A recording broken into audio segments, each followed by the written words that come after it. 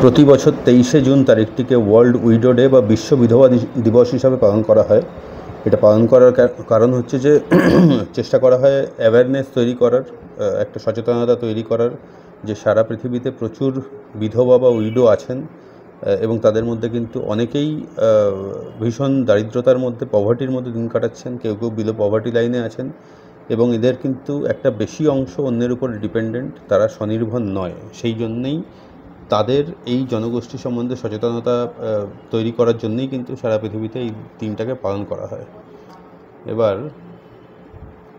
আরও কিছু যখন রিসার্চ করছিলাম তখন দেখতে পেলাম যে এই ইন্টারন্যাশনাল উইডো ডে এটাকে এস্টাবলিশ করেছিলেন হচ্ছে দ্য লুম্বা ফাউন্ডেশন।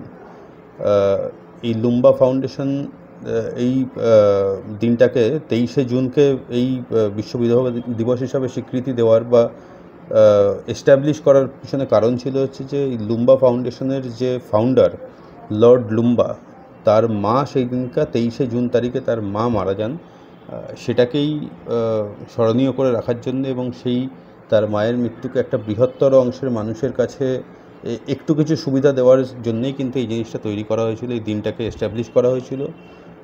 2010 সালে লুম্বা ফাউন্ডেশন থেকে একটা রিসার্চ পেপার বার করা হয় একটা বইয়ের আকারে। সেই বইটার নাম হচ্ছে invisible forgotten সাফারার্স, the প্লাইট of widows around the world. তো এই নামের বই বার করা হয়। এটা পুরোটা একটা রিসার্চ ওয়ার্ক এবং সেই রিসার্চ করার সময় তারা দেখতে পান যে 2010 সালের পরিসংখ্যান অনুযায়ী সারা পৃথিবীতে 245 মিলিয়ন উইডোজ রয়েছেন।